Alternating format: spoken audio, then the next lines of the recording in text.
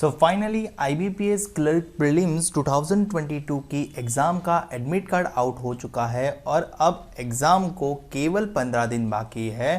तो इस 15 दिन का स्टडी प्लान क्या होना चाहिए और स्ट्रेटेजी क्या होनी चाहिए, इसी के बारे में चर्चा कर लेंगे। एडमिट कार्ड डाउनलोड करने की लिंक आपको डिस्क्रिप्शन में मिल जाएगी, तो एक बार डिस्क्रिप्शन में दी गई लिंक को विजिट करें, अपना रजिस्ट्रेशन नंबर डालें और अपना डेट ऑफ बर्थ डालें या तो पासवर्ड डालें। अगर पासवर्ड से नहीं हो रहा है तो डेट ऑफ बर्थ डाल के एक बार चेक कर लें और अपना एडमिट कार्ड डाउनलोड कर लें। और अब बात कर लेते हैं कि आखिरी के 15 दिनों का स्टडी प्लान क्या होना चाहिए, स्ट्रेटेजी क्या होनी चाहिए, जिसकी मदद से आपको कम से कम समय में मैक्सिमम बेनिफिट मिल जाए। जैसे मेरे वीडियोस देखने वालों को IBPS RRB क्लरिकल के एग्ज़ाम में हुआ और अब IBPS RRB PO की एग्ज़ाम में भी होगा जो इस वीकेंड पे है, और आपके लिए IBPS क्लर्क की एग्ज़ाम में भी हो, ऐसी मैं आशा करता हूँ। तो चलिए सबसे पहला पॉइंट देख लेते हैं। तो डेली एक मॉक टेस्ट तो लगाए, full length mock test, sectional test की बात नहीं कर रहा। यहाँ पे आपको डेली एक मॉक टेस्ट देना है। अब मॉक टेस्ट देने के बाद काम खत्म नहीं हो जाता। और एक चीज़ मैं आपको बताना चाहूँगा कि परसेंटाइल पे ज़्यादा ध्यान मत दो। आप ये देखो कि आपके अटेम्प्ट कितने हो रहे हैं और आप कितना बेटर कर सकते हो। तो मॉक टेस्ट देने के बाद आपको उसको एनालिसिस भी करना है, उस पर ध्यान भी देना है, जो गलत हुआ उसको इम्प्रूव भी करना है। और आगे ये चीज़ ध्यान में रखनी है, जो आपके अटेम्प्ट नहीं हुए हैं उसको अटेम्प्ट कैसे किया जाए, यानी आपको अपना टाइम इंप्रूवमेंट करना है। तो मॉक टेस्ट देने के बाद उसको एनालिसिस भी करना है, यानी आप अप्रोक्सीमेटली इसके 2 घंटे ले सकते हो। 1 घंटे मॉक टेस्ट देने के और दूसरे 1 घंटे में आपको उसको एनालिसिस करना है और उसमें इंप्रूवमेंट ढूंढना है। Next, practice important topic. जी हाँ, मैंने आपके साथ बेस्ट मोस्ट इंपॉर्टेंट टॉपिक्स की लिस्ट शेयर कर दी है, उस वीडियो का लिंक भी डिस्क्रिप्शन में मिल जाएगा। तो उस वीडियो में जो जो टॉपिक मैंने दिखाए हैं वो सारे टॉपिक्स की प्रैक्टिस डेली करो, यानी डेली 2 घंटे उसी टॉपिक्स की प्रैक्टिस करो, ताकि आपके उस टॉपिक में स्पीड बढ़ पाए और उसमें ज़्यादा स्पीड बढ़ने से आपके अटेम्प्ट भी ज़्यादा होने लग जाए। तो इंपॉर्टेंट टॉपिक्स की प्रैक्टिस डेली होनी चाहिए। नेक्स्ट है क्लियर योर बेसिक। अगर आपका कोई बेसिक कंसेप्ट वीक है जो इंपॉर्टेंट टॉपिक्स में लाई कर रहा है, तो आप उसकी शॉर्टकट सीधा ना ढूंढें, आप उसका पहले बेसिक क्लियर करें और फिर उसकी प्रैक्टिस करें। और अगर आपको बेसिक वीडियोस नहीं पता है, बेसिक नहीं पता है, तो बेसिक वीडियो की प्लेलिस्ट मैंने आपको डिस्क्रिप्शन में दे दी है, तो उस प्लेलिस्ट से भी आप सीख सकते हो।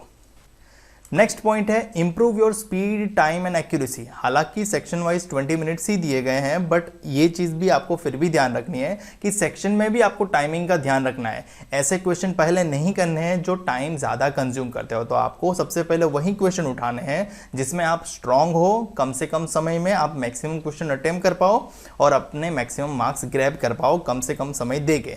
तो आपका जो चॉइस होता है ना कि कौन सा क्वेश्चन पहले करें, वो भी अच्छा होना चाहिए। तो आपको वो मॉक टेस्ट देते समय आपको पता लगेगा कि आपका कौन सा टॉपिक ऐसा है जिसकी मदद से आप अपना कॉन्फिडेंस इनिशियल स्टार्टअप में बूस्ट कर सकते हो।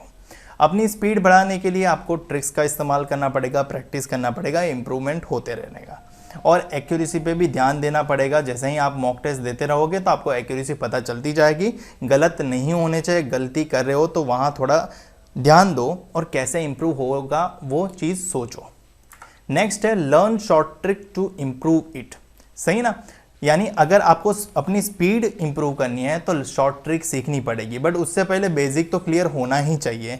तो बेसिक क्लियर करने के बाद आपको शॉर्ट ट्रिक सीखनी है जिसकी मदद से आपकी स्पीड इंप्रूव होगी। और वैदिक मैथ्स की प्लेलिस्ट मैंने आपके साथ डिस्क्रिप्शन में दे दी है, तो आप वो वीडियोस भी चेकआउट कर सकते हो, क्योंकि उस ट्रिक्स का इस्तेमाल करने से आपकी मैथ्स में स्पीड काफ़ी सारी बढ़ जाएगी।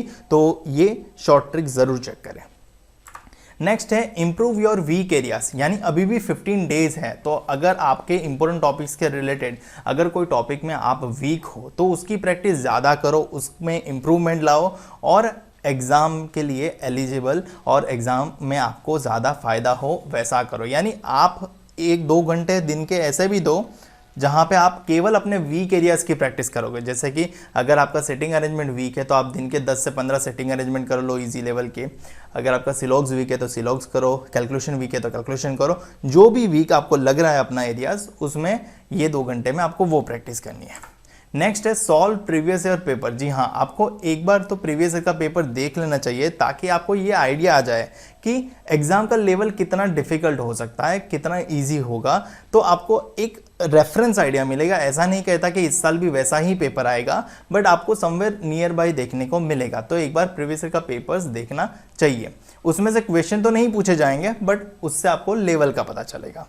और अगर आपके पास प्रीवियस ईयर के पेपर्स नहीं हैं तो आप मुझे इंस्टाग्राम पे डीएम कर सकते हो, मैं आपको प्रीवियस ईयर का पेपर प्रोवाइड कर दूंगा। मेरा इंस्टाग्राम की आईडी है IBPS_गुरुजी। सो ये है आपका आखिरी के 15 दिनों का स्टडी प्लान एंड स्ट्रेटेजी। अगर आप इस स्ट्रेटेजी को फॉलो करोगे आपको मैक्सिमम बेनिफिट मिलेगा और आपको सिलेक्शन होने की संभावना बढ़ जाएगी। मुझे उम्मीद है कि आपको ये वीडियो से हेल्प मिली होगी। मिली है तो वीडियो को लाइक कर देना, शेयर कर देना अपने दोस्तों के साथ और चैनल को सब्सक्राइब करना मत भूलना। और हमारे इंस्टाग्राम पेज को भी फॉलो कर लेना क्योंकि यहाँ पे मैं होता हूँ most of the time online और आपके सभी क्वेरीज का आंसर तुरंत कर देता हूँ।